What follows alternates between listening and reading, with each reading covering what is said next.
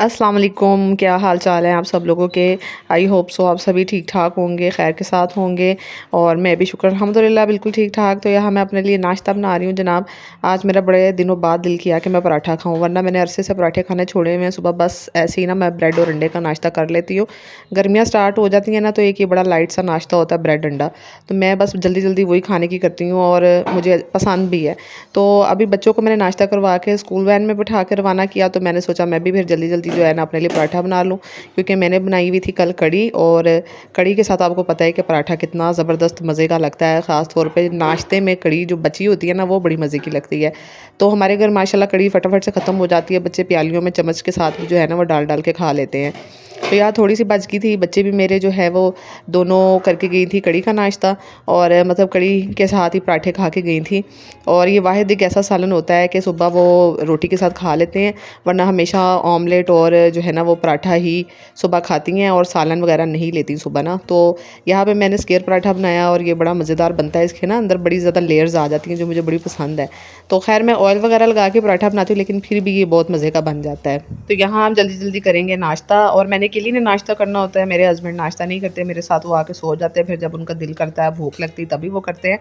तो फिर मेरा ये मी टाइम भी समझ ले होता है। अकेली बैठ के नाश्ता करती हूँ, कोई पसंद का फेवरेट चीज़ लगा लेती हूँ टीवी पे और फिर बस मज़े से इंजॉय करती हूँ नाश्ता। और अभी मैंने नाश्ता करके फ़ारिग हुई तो फटाफट हमारी हेल्पर आ जाती है सुबह 8 बजे।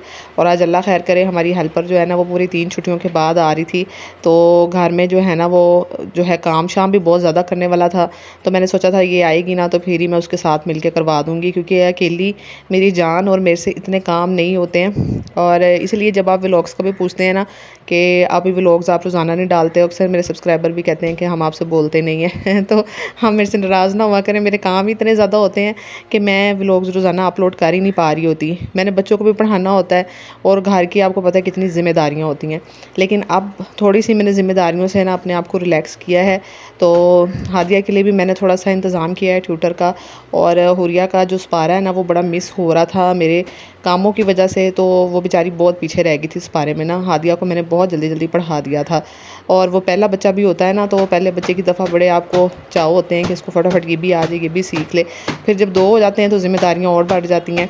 तो इसलिए ना उसका स्पारा बेचारी का पीछे रह जाता था। चल तो वो बहुत अच्छा गई थी, ज़ेर ज़बर पेश सभी मिला के पढ़ लेती है, लेकिन मेरे से सुना ही नहीं जा रहा था रोज़। तो अब मैंने उसके लिए भी जो है ना वो स्पारे वाले टीचर का बंदोबस्त किया है। तो अब मुझे थोड़े से रिलैक्स हो जाऊँगी और फिर इंशाल्लाह जो है ना व्लॉग भी रोज़ाना से अपलोड किया करूँगी, क्योंकि मेरे प्यारे जो सब्सक्राइबर हैं ना उनको बहुत वेट रहता है। तो जो भी मेरे सब्सक्राइबर्स हैं और जो भी मेरा काम है ना, मैंने बड़ी मेहनत के साथ मैं यहाँ तक पहुँची हूँ। और किसी का भी दिल नहीं करता है कि उसका चैनल ग्रो ना करे और वो इतनी छुट्टियाँ कर लें। बस मजबूरी होती है इंसान की, कभी तबीयत सेट नहीं होती, कभी घर की इतनी ज़िम्मेदारियाँ होती हैं कि आप फिर जो है ना वो इस चीज़ को निगलेक्ट कर देते हो, चलो ये अपना काम रहने देते हैं, पहले बाकी जो इंपॉर्टेंट काम है ना वो पहले कर लेते हैं। तो क्योंकि मेरा भी दिल करता है मेरा चैनल ज़्यादा सारा जल्दी जल्दी ग्रो हो, क्योंकि मुझे इसका फ़ायदा होगा। और जब आपने इतनी मेहनत के साथ बनाया हो ना तो आप उस चीज़ को छोड़ते नहीं हो, और दुख भी होता है जब आप इतनी छुट्टियाँ कर लेते हो।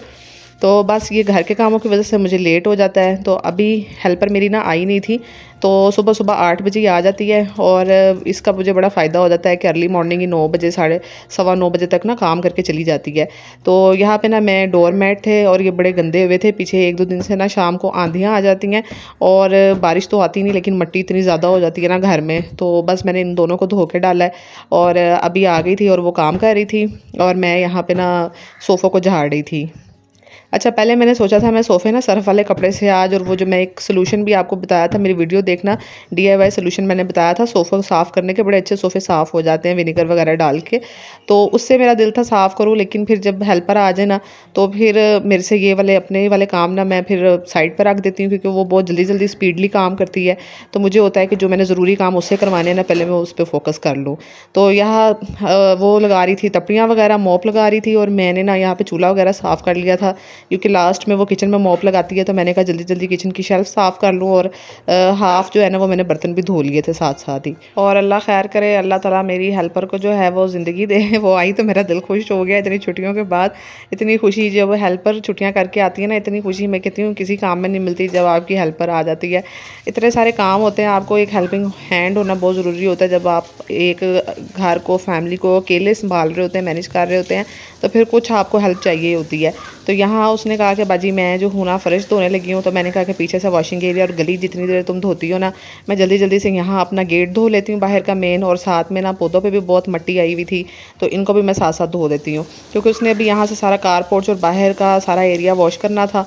तो ये दरवाज़ा बहुत गंदा हुआ था क्योंकि ब्लैक कलर का है और इसके ऊपर बहुत मिट्टी नज़र आती है, और आपको पता है अब आजकल आंधियाँ ही आनी है, और आंधियों के बाद क्या हालत हो जाती है ब्लैक कलर की चीज़ों की ख़ास तौर पे।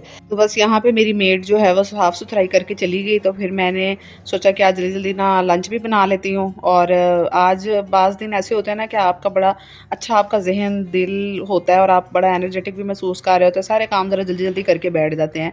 तो बस आज मुझे हंडिया का भी पता था, पहले ही बच्चों से पूछ के रखा हुआ था कि आज आलू बैंगन और वो बना लेंगे, तड़के वाले राइस बना लेंगे, क्योंकि इनको बहुत पसंद है, और हमारे घर आलू बैंगन जो है ना ज़्यादातर राइस के साथ बनते हैं। वैसे जो है ना आलू बैंगन मेरे बच्चों को कम ही पसंद आते हैं, या फिर हम बैंगन की ना टिक्कियाँ तल लेते हैं बेसन लगा के। तो अब राइस जो है ना वो काफ़ी दिनों से नहीं बनाए थे, तो मैंने कहा चलो आज आलू बैंगन के साथ राइस बना लेती हूँ। तो अभी बैंगन जो थे थोड़े से कम लग रहे थे मुझे, तो मैंने मियाँ साहब से कहा कि मुझे ला दे मतलब बैंगन। तो उन्होंने कहा कि भाई जितने हैं उतने पका लो तो मैंने कहा कि चलो फिर जितने हैं उतने पका लेती हूँ। तो यहाँ पे फिर मैंने फटाफट सालन आलू बैंगन का काटा है, और मैं ना छिलकों समेत ही काट लेती हूँ। हर किसी का अपने अपने पकाने का स्टाइल होता है।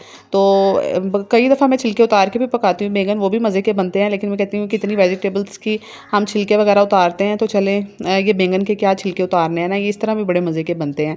तो बस सबका अपना अपना एक तरीक़ाकार होता है पकाने का, लेकिन बस हांडी में जायका होना चाहिए। तो ये मैं हमेशा ना प्रेफर करती हूँ कि सादा हांडी रोटी करूँ, ना बहुत ज़्यादा उसको वो ना बना दूँ ट्रिकी और पता नहीं कौन कौन से मसाले डाल के उसको कोई पेचीदा हांडी ना बना दूँ। बस सिंपल सी बनाऊँ और उसमें जायका भी अच्छा होता है माशाल्लाह, मेरे बच्चों को पसंद आती है, मियाँ को पसंद आती है। तो बस इतनी बहुत बात होती है।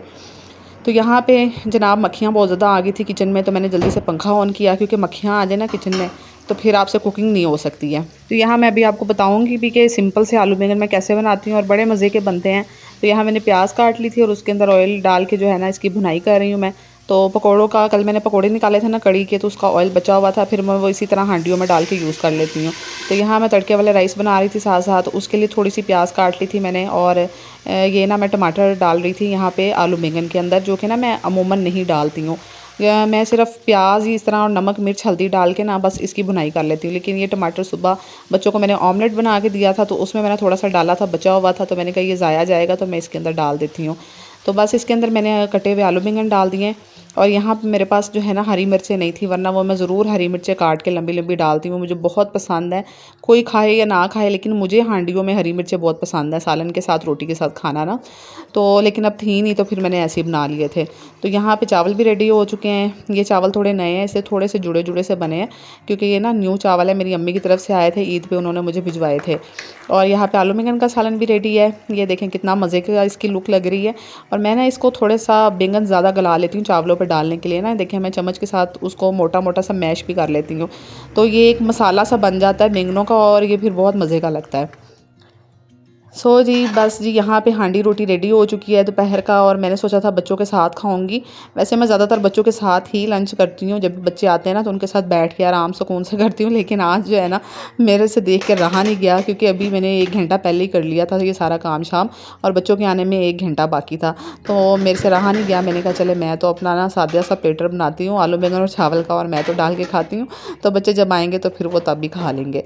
तो चले यही तक था आज का व्लॉग। आई होप सो कि आपको अच्छा लगा होगा। न्यू आया तो मेरे चैनल को सब्सक्राइब किए बगैर मत जाना, और वीडियो अच्छी लगे तो लाइक करना और अच्छा सा कमेंट भी ज़रूर करना।